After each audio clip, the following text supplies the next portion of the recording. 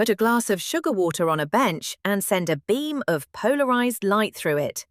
It comes out the far side with its plane of polarization twisted, always the same way round, always clockwise.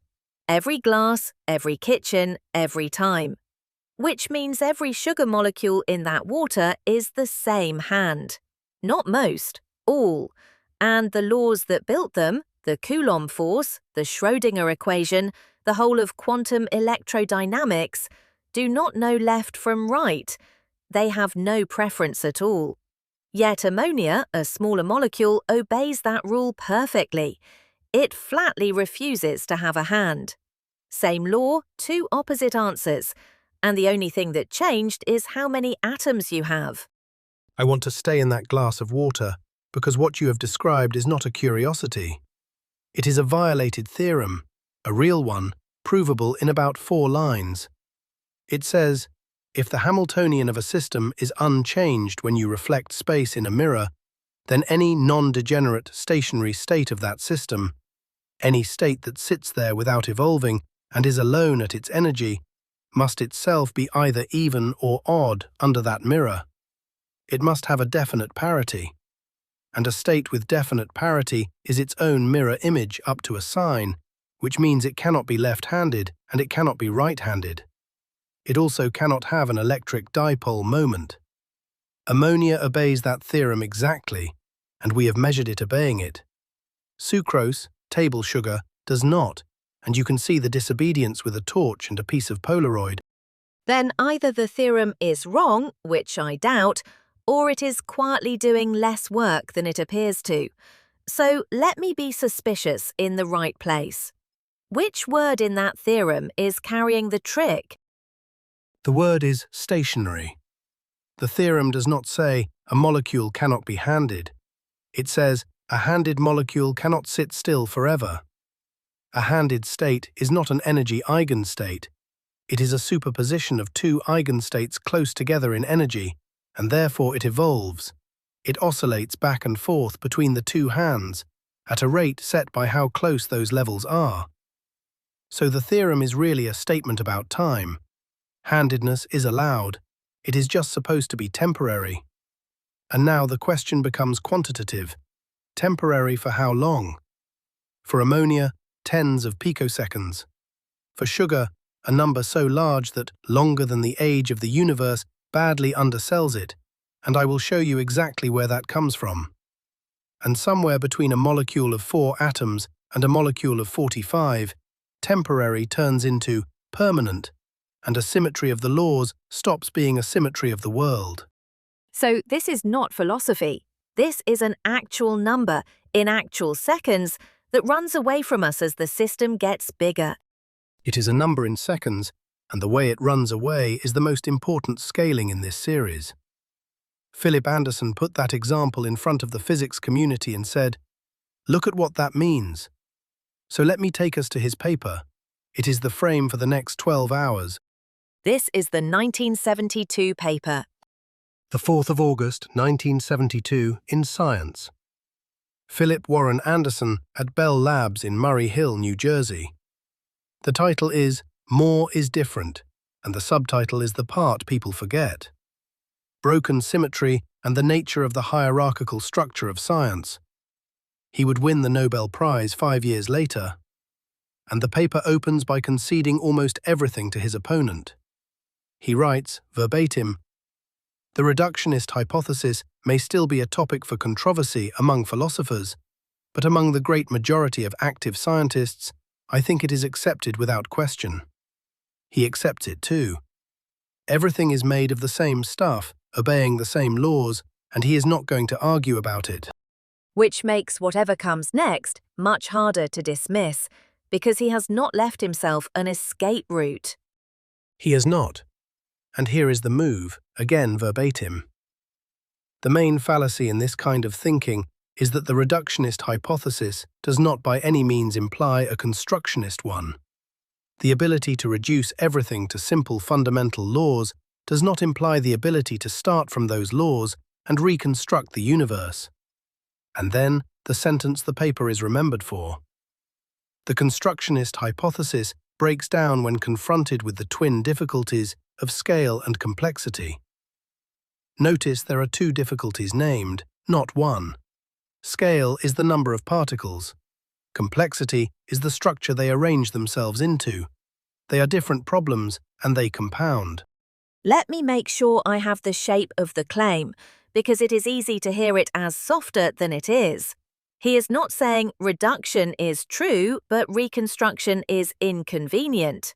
He is saying reduction and reconstruction are different claims, and only one has been established. That is exactly it, and it is why the paper still gets argued about. The one-way street. He writes that the relationship between a system and its parts is intellectually a one-way street. Analysis works. You can always take the thing apart. Synthesis does not follow, and he backs it with a table that made a lot of people angry. He lays the sciences out in a ladder, and the rule is, the elementary entities of science X obey the laws of science Y. Many-body physics sits above elementary particle physics, chemistry above many-body physics, and on up the ladder until you reach psychology and the social sciences.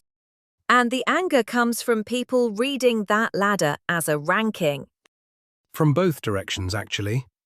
But Anderson's point about the ladder is the opposite of a ranking. He writes, but this hierarchy does not imply that science X is just applied Y. At each stage, entirely new laws, concepts, and generalizations are necessary, requiring inspiration and creativity to just as great a degree as in the previous one. And then the line that people quote at dinner parties. Psychology is not applied biology, nor is biology applied chemistry. I want to push on this, because so far it is an assertion. A very quotable one, but an assertion. Somebody could reply, of course we cannot compute a mouse from quarks, but that is a limit on our computers and our patience, not a statement about nature. Where does Anderson show it is about nature? He shows it with the ammonia molecule. That is why he chose it. It is the smallest, cleanest, most fully solved system where you can watch a symmetry of the laws stop being a symmetry of the state, purely because the system got bigger. There is no computational excuse available. Nobody is confused about the Hamiltonian of ammonia, and nobody is confused about the Hamiltonian of sucrose. The change is in the size, and only in the size. So let us do the molecule properly. Everything else in this course is a variation on it. Build me the picture first. What does ammonia look like, physically? An umbrella. 3 hydrogen atoms at the corners of a flat triangle, 1 nitrogen perched above the middle of it, like the point of an umbrella above its ribs. The nitrogen pulls electrons towards itself, so it sits at the negative end, and the hydrogens at the positive end.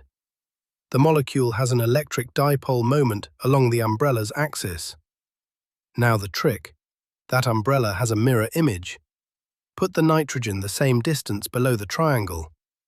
Exactly as good a configuration, exactly the same energy. It has to be, because the forces holding it together do not know up from down.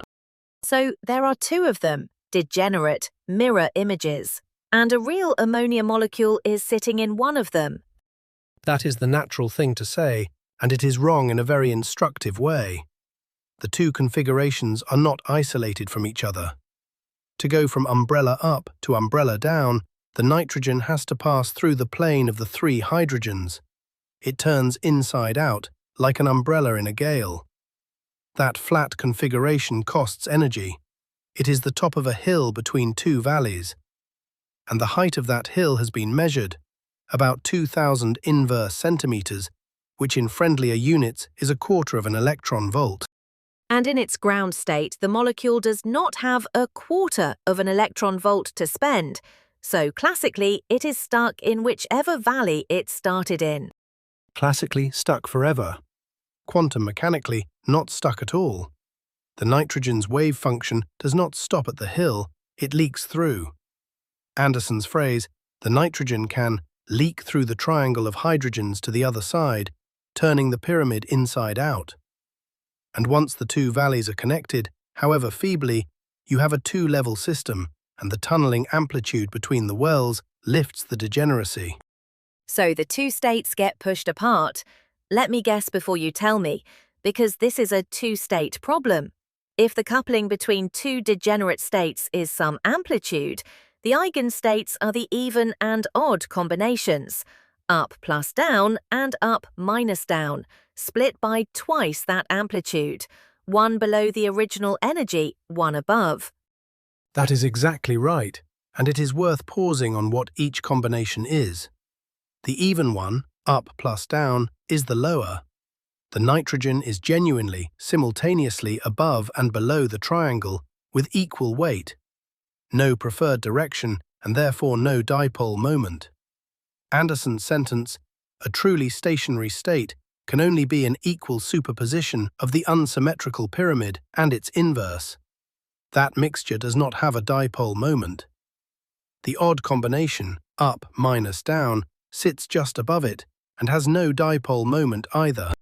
So, the ground state of ammonia is a molecule that has not made up its mind and cannot be made to make up its mind, because making up its mind would cost energy.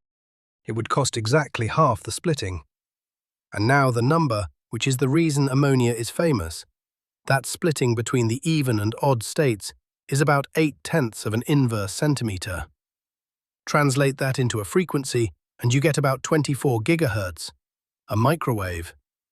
It was predicted in 1932 and measured in 1934 by Clayton and Williams, who pushed microwaves through ammonia gas and saw the absorption. The first microwave absorption spectrum anybody ever took. Give me the time, though. You promised the physics was about time. What is the flipping rate? Take the reciprocal. 24 gigahertz is a period of about 40 picoseconds, so the nitrogen goes from decisively up to decisively down and back roughly 24 billion times a second. Anderson quotes about 3 times 10 to the 10th per second, the same number rounded generously.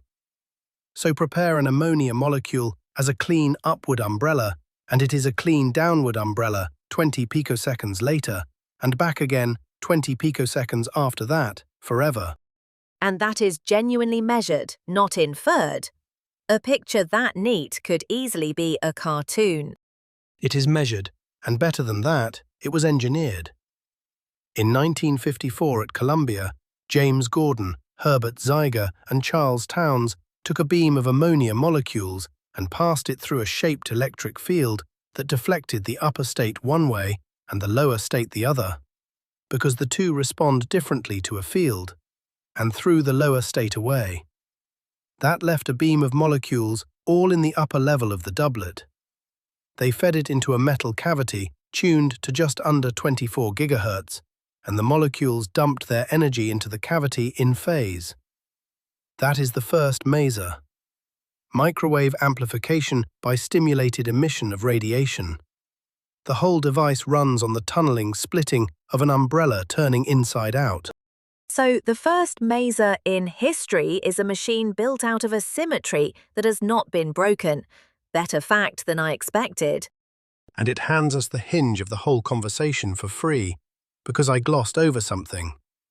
I said the field deflected the two states differently. The stationary states of ammonia have no dipole moment. That was the theorem. But ammonia in an electric field behaves like a dipole. Every chemistry textbook lists ammonia's dipole moment as about 1.5 dBi. Both things are true. How?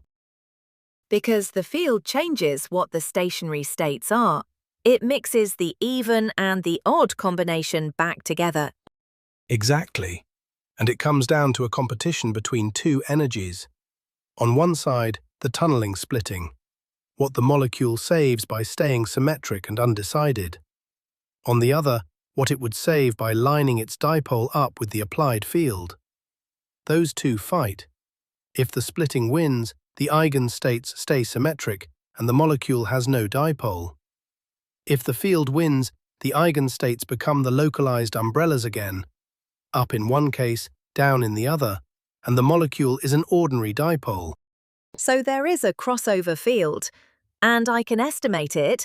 I take the splitting energy and divide it by the dipole moment.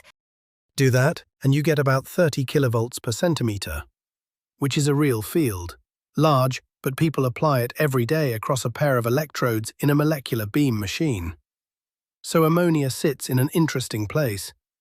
Its splitting is big enough to defend itself against most stray fields, and small enough that a determined experimentalist can beat it. Here is another way to feel the same number. The splitting, expressed as a temperature, is about 1 Kelvin. Room temperature is 300 Kelvin. Wait, if the splitting is 1 Kelvin and the room is 300, then in a bottle of ammonia there is no meaningful energy difference between the two levels at all. Both are populated. Every molecule is sloshing through both. Every molecule, constantly, and that is precisely why ammonia is the clean case. Nothing in its ordinary environment is anywhere near strong enough to freeze it into one hand. Now hold that competition in your head. Splitting versus perturbation, tunneling versus anything that tries to localize. Because for the rest of this series, we are going to do exactly one thing to it. We are going to drive the splitting to zero by making the system bigger. Everything else follows. Then let us make it bigger. What is the first step up from ammonia? Before I answer, guess with me, because you can. What could the tunneling rate possibly depend on? A particle of some mass under a barrier of some height, of some width. That is the whole list. Now, heavier particle, harder or easier to tunnel? Harder, heavier things are more classical. Higher barrier, harder, wider barrier, harder, and the dependence will not be gentle because tunneling is an exponential business. The wave function decays under the barrier, so the amplitude out the far side is an exponential of something. That is the whole answer, and you got it without an integral. The tunneling amplitude is an exponential of minus, a quantity built from all three. Roughly the square root of the mass times the barrier height, and then all of that multiplied by the width. Mass, barrier, and width do not add up in the answer. They add up in the exponent. So doubling the mass does not halve the rate, it multiplies the exponent by the square root of 2, and the rate falls off a cliff. I am skipping the derivation, the standard simplex estimate, and what it would have shown you is exactly this exponent, and a prefactor that nobody cares about. Fine, so the experiment writes itself. Keep the shape, swap the nitrogen for something heavier. Phosphine. Same umbrella, phosphorus instead of nitrogen, roughly twice the mass. Anderson, in the paper, says phosphine inverts at 1/10 of the ammonia frequency.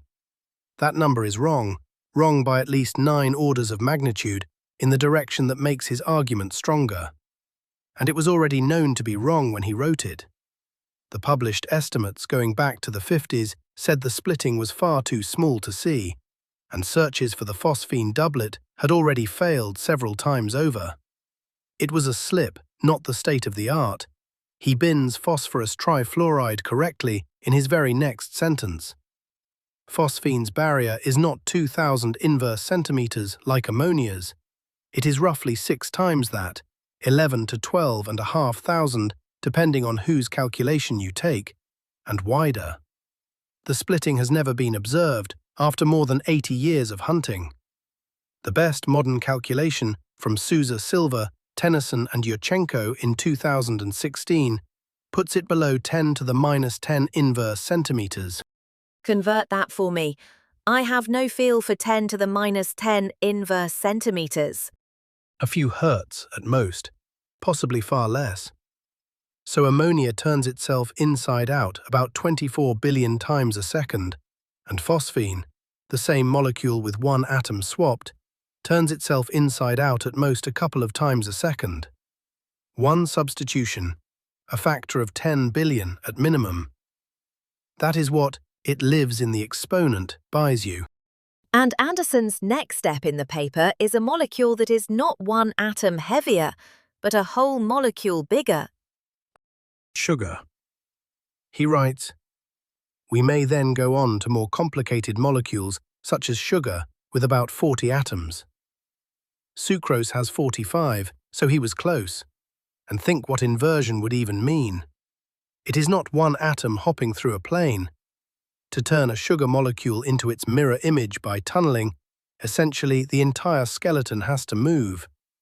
Every carbon, oxygen, and hydrogen traveling to its mirrored position at once, coherently, under a barrier. The effective mass in that exponent is not one nitrogen.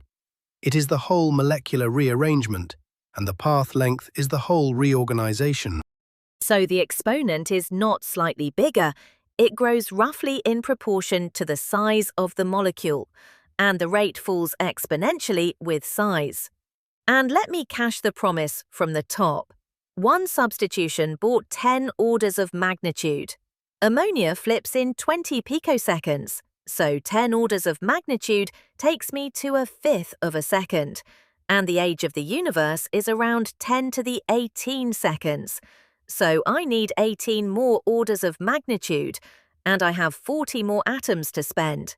It is not close. That is the sentence to carry out of today. And Anderson's own conclusion is flat and final. Every sugar molecule made by a living organism is spiral in the same sense, and they never invert, either by quantum mechanical tunneling or even under thermal agitation at normal temperatures. At this point, we must forget about the possibility of inversion and ignore the parity symmetry. The symmetry laws have been, not repealed, but broken. Not repealed but broken. Say what that distinction is doing, because it is precise, and I want it right. Repealed would mean the Hamiltonian is not mirror symmetric. That is false. A sugar molecule's Hamiltonian is exactly as mirror symmetric as ammonia's. There is not a single term in it that distinguishes left from right, with one exception too small to matter here, the weak interaction, which does violate parity, and which Anderson notes is far too feeble to affect ordinary matter. Broken means the Hamiltonian keeps its symmetry and the state does not. And the state does not because the two symmetric options have become so nearly degenerate and so utterly disconnected dynamically that the system is free to sit in one of them and never find out that the other exists. The symmetry survives as a statement about the pair of states. For every left-handed sugar, there is a right-handed sugar with identical energy, but it has stopped being a property of any actual molecule you can pick up. I want to be difficult, because this argument is doing more work than it has earned. You have shown me the splitting gets very small. Small is not zero. At any finite size, the theorem still holds. The true ground state is still symmetric, still has no handedness. So strictly, nothing has been broken. It has just become slow. That is the correct objection, and the whole subject is built on it. You are right. At any finite number of particles, the exact ground state is the symmetric one, and the exact splitting is non-zero. Symmetry breaking does not happen at some particular finite size. It happens strictly in the limit of infinitely many particles, and the way it happens is that two limits stop commuting. Two limits, name them. One is the size of the system going to infinity. The other is a symmetry-breaking perturbation going to zero, an external field, however tiny, that prefers one hand. Now take them in the two possible orders. First, fix the system at finite size and switch the field off completely. Then the tunneling splitting is non-zero, it beats the vanished field, the ground state is symmetric, and the molecule has no handedness. Fine. Now the other order. Keep an infinitesimal field switched on and let the system grow. The splitting is falling exponentially with size. The field is small but fixed, so at some size the field overtakes the splitting, and after that the ground state is a localized, handed state, and it stays handed no matter how much further you grow. Only then do you switch the field off and nothing happens, because the state is stuck. So the answer to does the system have a handedness depends on the order in which you do two operations that both end in the same place. Both orders end with an infinite system in zero field, and they give physically different answers. That is not a paradox, and it is not sloppiness. It is the precise mathematical content of the phrase spontaneously broken symmetry, and it is why the phenomenon is genuinely a property of the many-particle limit rather than an approximation we make because we are lazy. There is nothing in the physics of 4 atoms that can produce it. There is nothing in the physics of 45 that produces it either, strictly. Sugar is a spectacularly good approximation to it, not the real thing. Say that again because you just conceded something. I did, deliberately. Sugar is not literally in the infinite limit. Its splitting is unimaginably small, but not zero. The exact result belongs to the infinite system, and every real system is an approximation to it. So good an approximation that no experiment will ever detect the difference. And there is a second mechanism at work. Even with no field applied, a real molecule is hit constantly by other molecules, and every collision is effectively a measurement of its shape. That interaction with the environment suppresses the tunneling in its own right. Trost and Hornberger worked it out in 2009 for a small chiral molecule. So 2 things pin sugar's hand: an exponentially small splitting and an environment that keeps checking. Then the obvious follow-up, which I have been holding since the first minute: why is all the sugar on Earth the same hand? The 2 hands are degenerate. Half and half is what I would expect. And half is what you get. Anderson is explicit about it, and it is the part people skip. He writes that if you synthesize sugar molecules by a chemical reaction more or less in thermal equilibrium, we will find that there are not, on the average, more left than right-handed ones, or vice versa. Make sugar in a flask by ordinary chemistry, and you get an equal mixture, and it does not rotate polarized light at all because the 2 halves cancel. And he closes the paragraph. We needed living matter to produce an actual unsymmetry in the populations. So the glass of sugar water I opened with is not evidence of physics breaking a symmetry. It is evidence of biology having made a choice a very long time ago, and then copying it 4 billion times over. Biology made the choice. Physics makes it stick.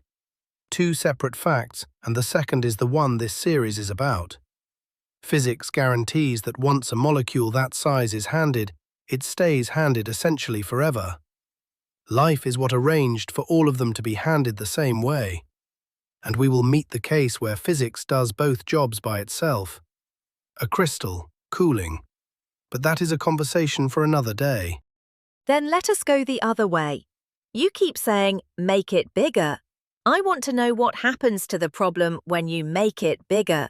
Not the physics, the arithmetic.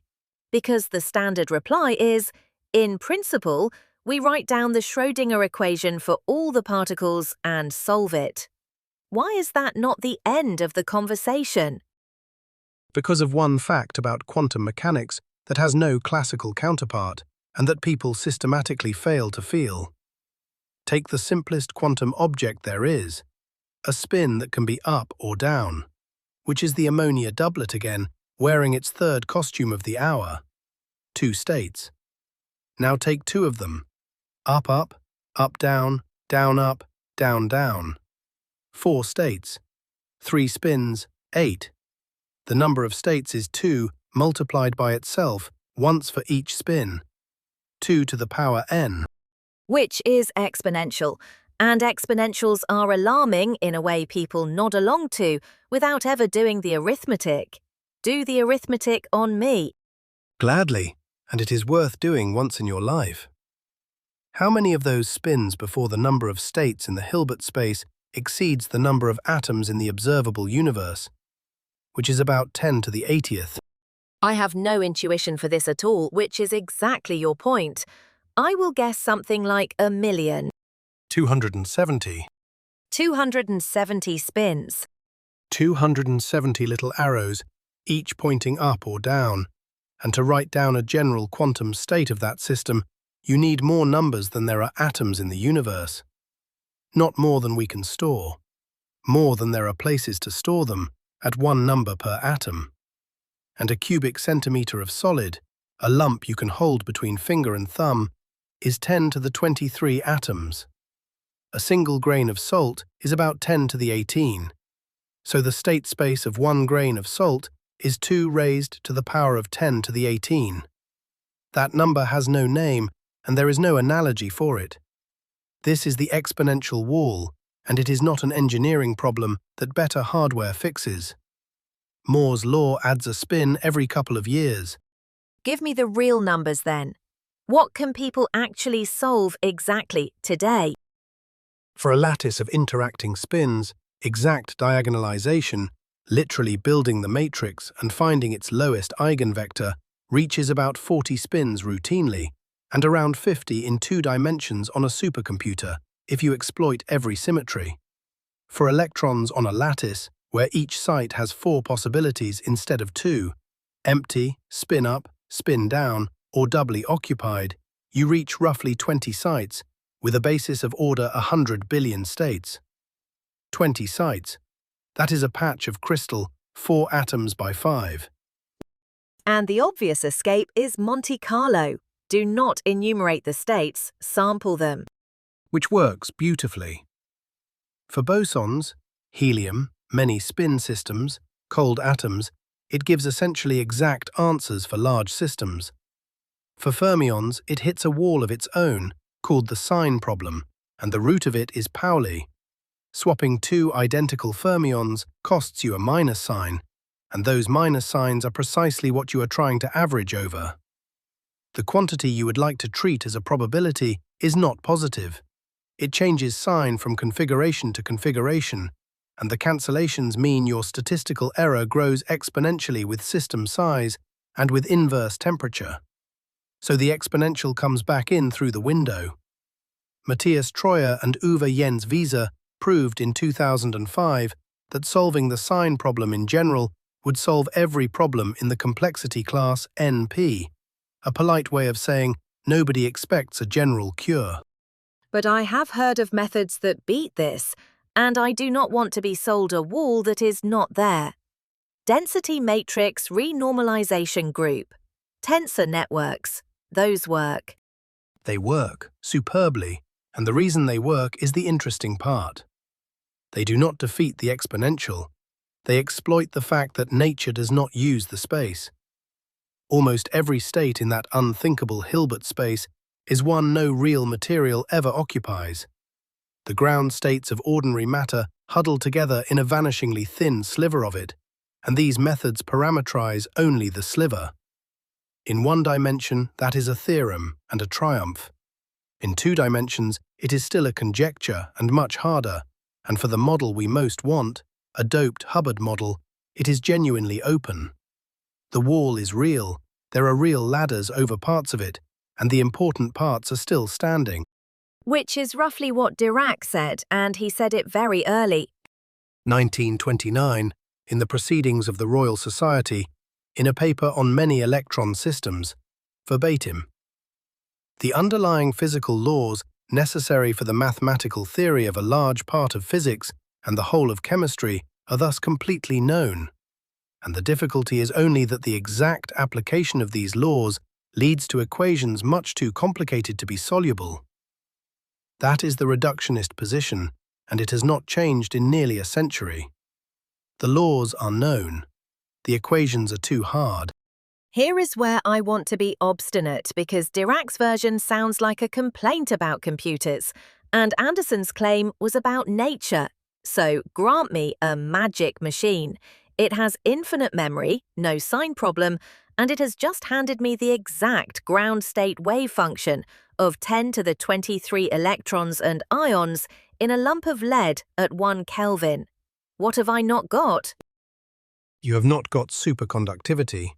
And I mean that literally in 3 ways, the third of which is the one that matters. Take them in order. First, and most shallowly, you have a list, an unimaginably long list of complex numbers. Nothing in a list of numbers says the electrons have paired up, or the pairs all share a single quantum phase, or a magnetic field is expelled from the interior. Those are concepts. You would have to possess them already to know what to ask your list. Nobody extracts a concept from a data structure by staring at it. Which sounds like it is about us and our limited imaginations, not about the lead. It does, which is why I said it was the shallow version. Second, history actually ran this experiment. Superconductivity was discovered by Kamerlingh Onnes in 1911. The quantum mechanics needed to explain it was complete by about 1928. The explanation arrived in 1957 from Bardeen, Cooper and Schrieffer. Anderson makes exactly this point. 30 years elapsed, he says, between physicists possessing every fundamental law necessary and the thing being done. And it was not 30 years of arithmetic, it was 30 years of not having the right idea. And the third way, the one that is about the lead and not about us. The third is the sharp one, and it comes straight back to ammonia.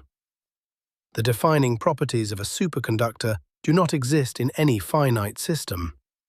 Take the transition itself, the fact that there is a temperature at which the material stops being a metal and starts being a superconductor abruptly.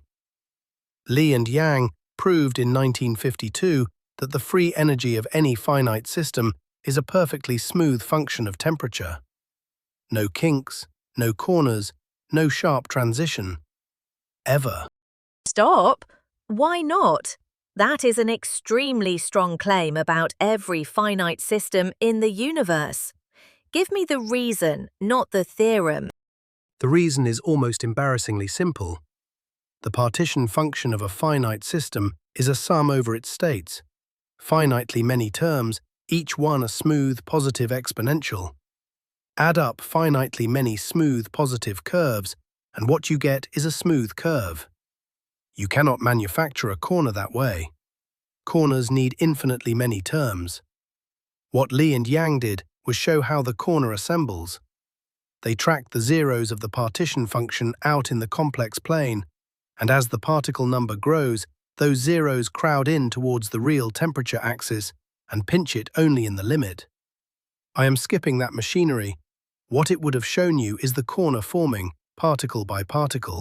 So the transition is not merely hard to see in a finite system, it is absent. And that is the second time this hour the new thing has turned out to live in the limit rather than in any of the members. The second time, and not the last. Singular behavior appears only in the limit of infinitely many particles, exactly as the broken symmetry did.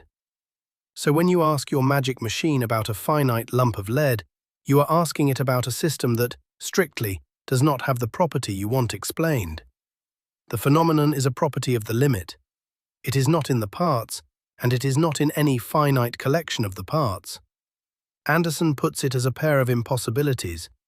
To synthesize this behavior from the fundamental laws and a computer, we would have to do two impossible things: solve a problem with infinitely many bodies, and then apply the result to a finite system. Let me try to say that back in one breath, because if I can do that, I have got the argument. Solving the microscopic Hamiltonian would not hand me superconductivity because 1, I cannot solve it, 2, even solved, the answer is numbers and not concepts, and history shows the concepts were the hard part, and 3, the real one, the property I want explained is a property of the infinite limit, and it is mathematically not present in any finite answer, however exact. That is it exactly.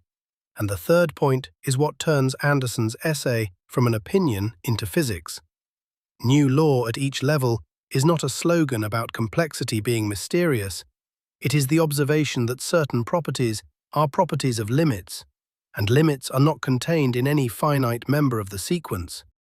Then I want the constructive half. It is fine to say the microscopic theory cannot get there. What does get there? What is an effective theory, said properly? An effective theory is a description that keeps only the degrees of freedom that survive at the scale you care about, and packages everything else into a handful of numbers. Take the most familiar one. Hit the end of an aluminium rod. A pulse travels down it. What is its speed? Sound speed. Square root of a stiffness divided by a density. Take Young's modulus of aluminium, about 70 gigapascals, divide by its density, about 2,700 kilograms per cubic meter. Take the square root, and you get about 5,000 meters per second, which is what a pulse in an aluminium rod actually does. Now look at what is in that calculation. Two numbers, no electrons, no nuclei, no Schrödinger equation, nothing about aluminium except a stiffness and a density. And it is not an approximation to a microscopic calculation that somebody did.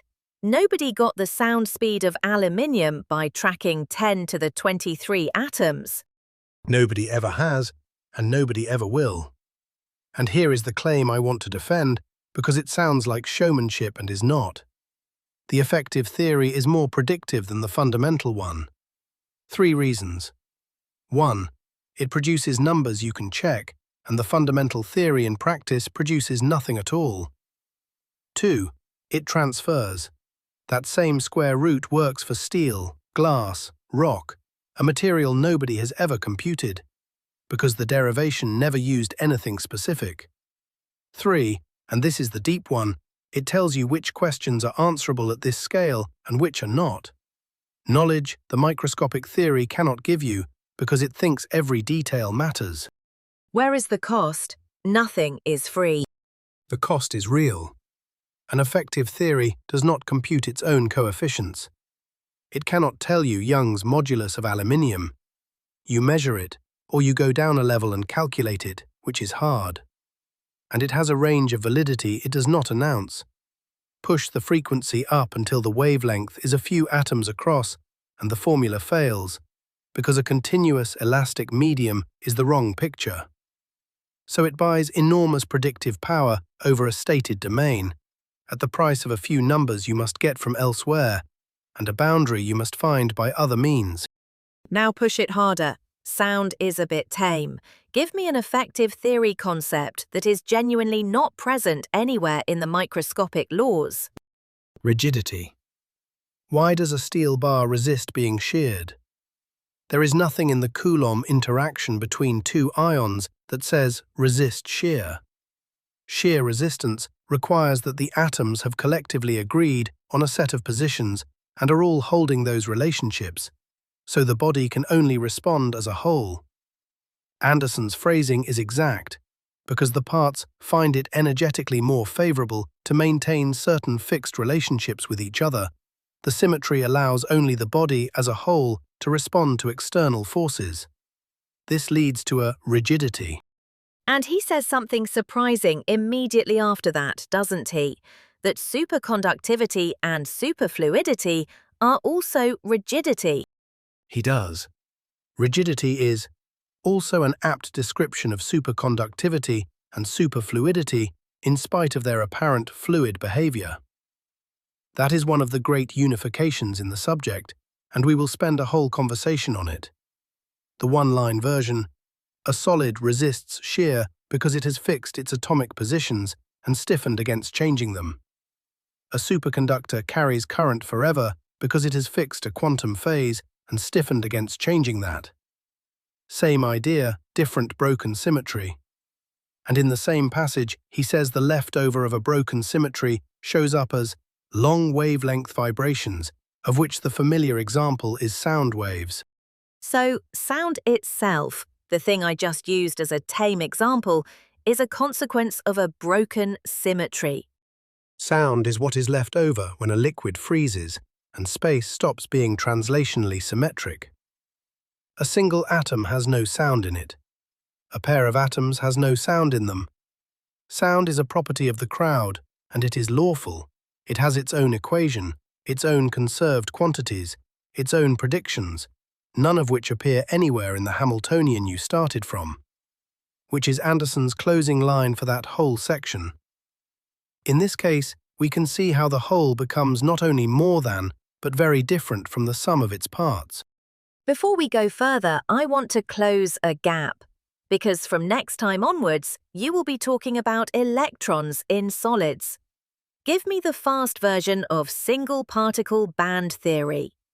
Brisk, just enough that the rest of the course lands. Brisk it is, and you have already done the hard part today. Start with one atom. An electron bound to it has discrete energy levels, a particle in a well. Now bring a second atom close. What happens to a level? It splits in two, because now there are two wells and the electron can tunnel between them. And that is exactly the ammonia problem. Two degenerate states coupled by tunneling give you an even and an odd combination, split by twice the coupling. Identical physics, and in chemistry the two combinations have names: bonding and antibonding. Now do it with 100 atoms in a row, 100 wells, 100 levels smeared across a range of energies. Do it with 10 to the 23, and you cannot resolve them at all. That smear is a band, and its width is set by one number. How easily an electron leaks from one atom to its neighbor. Call it the hopping. Wide overlap, wide band. Tight orbitals, narrow band. That is tight binding on one parameter. And the hopping is the same physical quantity as the tunneling amplitude we have been talking about all hour. The same quantity in different clothes. Now the second ingredient, the one that makes a crystal more than a lot of atoms. The lattice is periodic. Felix Bloch showed in 1928 what periodicity does to the stationary states. They are not localized on atoms at all. They are waves running through the entire crystal, and each is labeled by a crystal momentum, the label that takes over once the lattice has spoiled ordinary momentum conservation. And the consequence people always underline is the strange one.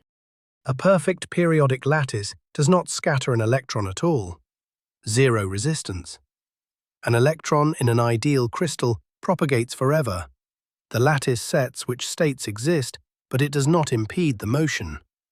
So resistance is not caused by electrons bumping into atoms. It is caused by departures from perfection, impurities, defects, boundaries, and the thermal vibrations of the lattice.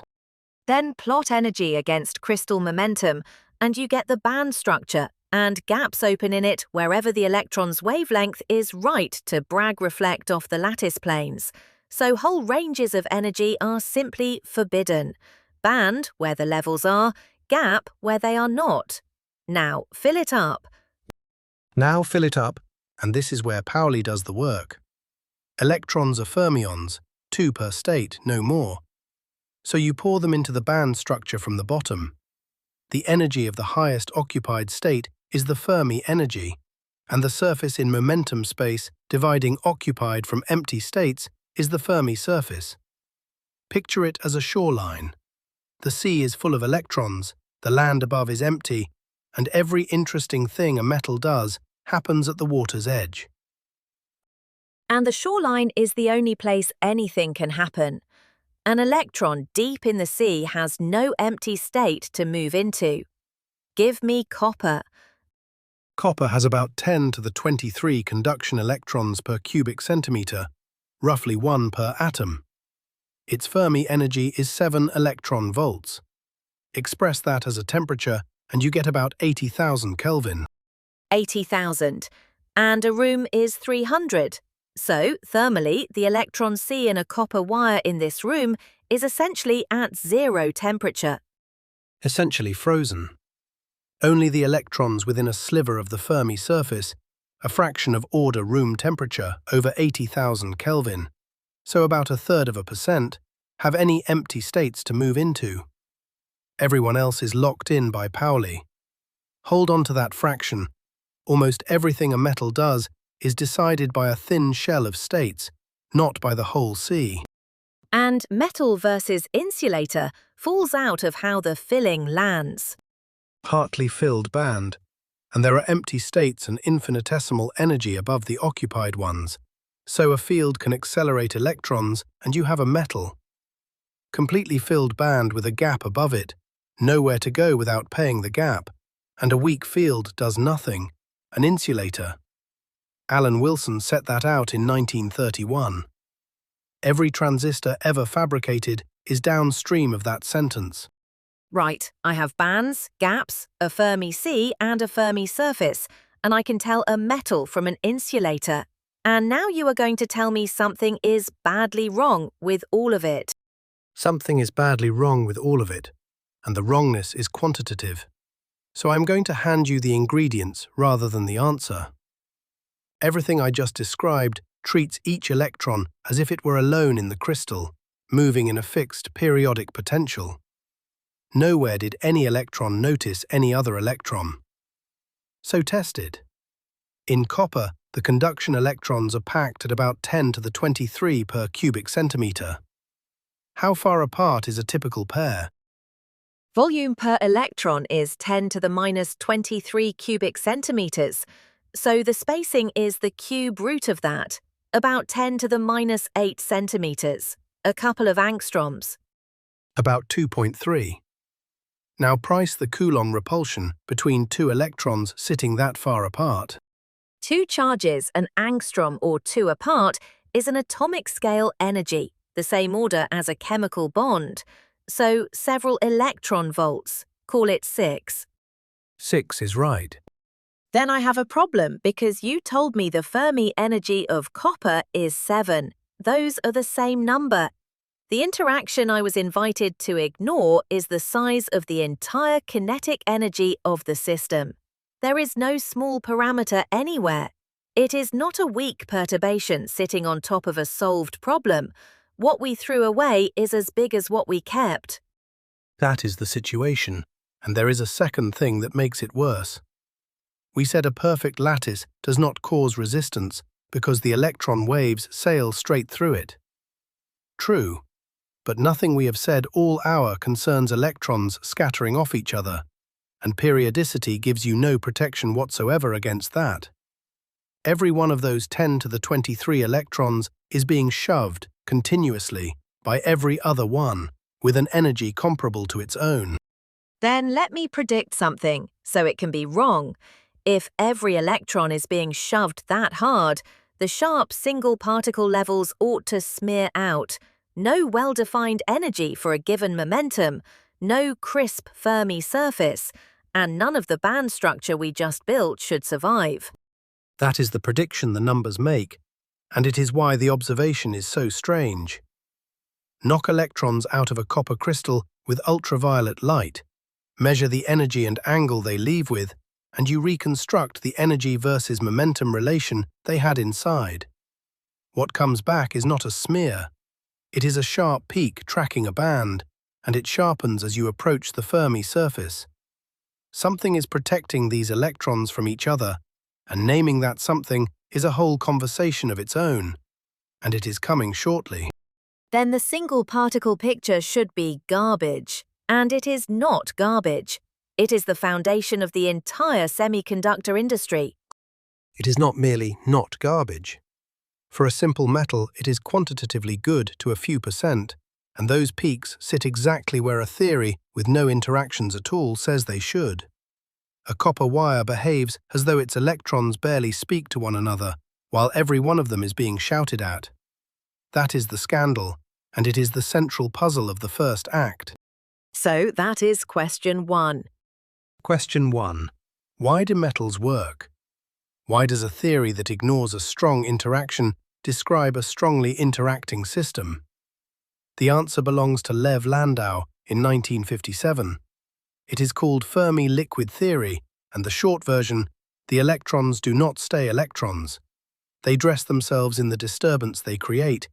Each drags a cloud of displaced charge with it, and that composite, electron plus cloud, is a quasi-particle. Quasi-particles are heavier than bare electrons. They have a finite lifetime, and near the Fermi surface, that lifetime becomes long enough that they behave like well-defined particles. The old picture survives, but with renormalized contents. And that is testable, presumably, not just a comforting story. Extremely testable, and we do it properly 2 conversations from now. It predicts that the electrical resistivity of a clean metal rises as the square of temperature at low temperature. That specific power, for a specific reason to do with how many quasi-particles can scatter off each other while respecting Pauli. It predicts a heat capacity linear in temperature with a coefficient set by the effective mass. And angle-resolved photoemission, the probe you just met, lets you look straight at that quasi-particle peak and measure how its weight and width behave near the Fermi surface.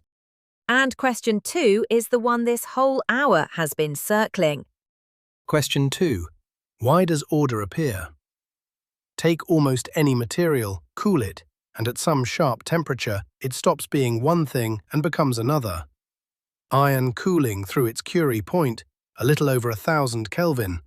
Above it, a lump of metal with no magnetic direction. Below it, every atomic moment has agreed on a direction, and the lump is a magnet.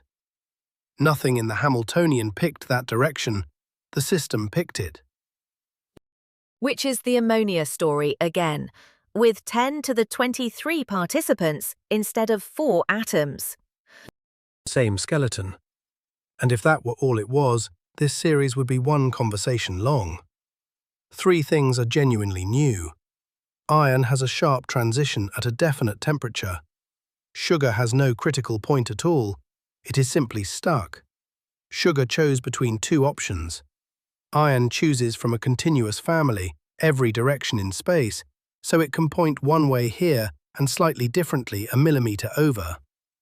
And because of that, it has excitations no molecule can have.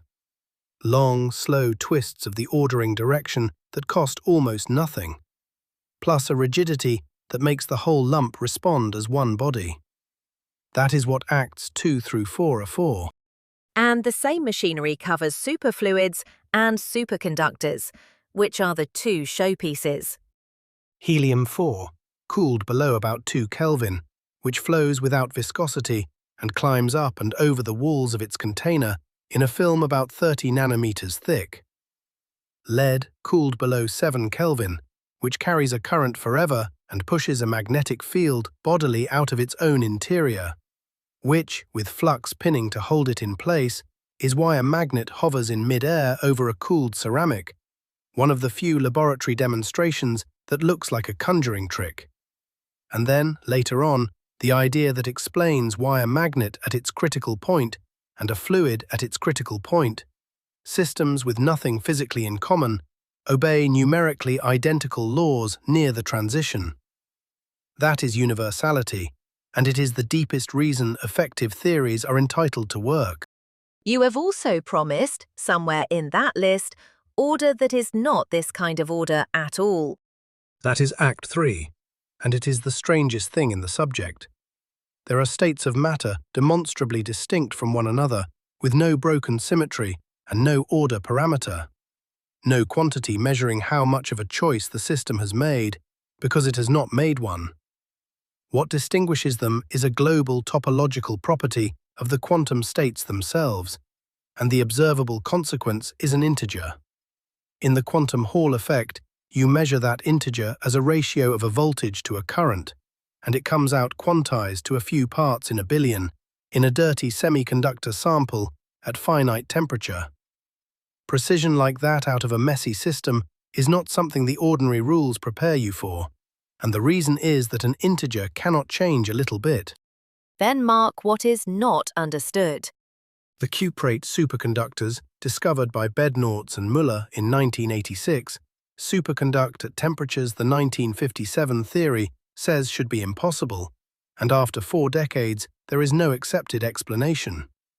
In their normal state, above the transition, their resistivity rises linearly in temperature over an enormous range, which flatly contradicts the temperature squared law that Fermi liquid theory predicts. So the first act's triumph fails there, and we do not know what replaces it. Quantum spin liquids, where the spins are conjectured to remain disordered and entangled all the way to absolute zero, are still argued about material by material.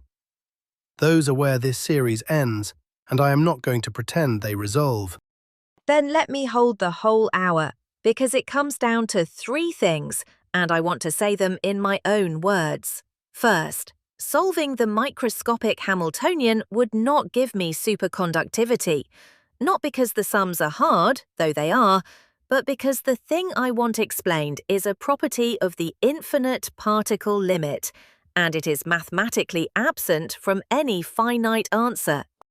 And the finite answer would be a list of numbers, and the concepts were always the hard part. Yes. Second, an effective theory is a description that keeps only the degrees of freedom that matter at my scale, and hides everything else in a few measured numbers. And it can outpredict the fundamental theory because it actually yields checkable numbers, because it transfers to systems nobody has ever computed, and because it tells me which questions are even askable. The price is that it does not generate its own coefficients, and it has a boundary I have to find by other means. That is exactly right. And later in the series, we will show you why nature is entitled to let you get away with it. And third, the two great questions. Why do metals work when the interaction we ignore is as large as everything we keep? And why does order appear when nothing in the laws prefers any particular order? Act 1 is the first. Acts 2 through 4 are the second. That is the course. And Anderson gets the last word because he ends the paper with a joke, and the joke is the argument. He notes that Marx said quantitative differences become qualitative ones, then says a Paris conversation of the 1920s puts it better. Fitzgerald, the rich are different from us. Hemingway, yes, they have more money. The exchange almost certainly never happened in that form, but the physics is right. More is not a bigger amount of the same. More is different. So, what do we need before we can do any of this? A language. And this is a real obstacle, not a formality. Everything today has been about 10 to the 23 identical particles, and the notation you learned quantum mechanics in. This electron here, that one there, is unusable because there is no such thing as this electron. Every state has to be anti-symmetrized across every particle, and the bookkeeping defeats you before you write anything interesting. So we stop tracking who is where. We stop tracking who entirely and start counting how many. How many particles in this state, how many in that. Then we build two operators whose whole job is to change those counts by one. One that adds a particle to a state, one that removes it, and if you demand the right behavior when you swap two particles, the Pauli exclusion principle falls out of an algebraic identity rather than being imposed by hand. That is second quantization. Dirac had the idea in 1927. And with that in hand, you can write down the simplest, genuinely hard problem in the subject. The Hubbard model. Electrons on a lattice with exactly two terms, one that lets an electron hop to a neighboring site, the same hopping we met in the band picture, and one that charges an energy penalty whenever two electrons end up on the same site. That is the entire model. Two terms. It has been studied for more than 60 years. It is believed to contain magnetism and the Mott insulator, and possibly high-temperature superconductivity, and in 2 dimensions nobody has solved it. 2 terms, 6 decades, unsolved. That is the next hour. That is the next hour. Bring the operators. We will build them from scratch.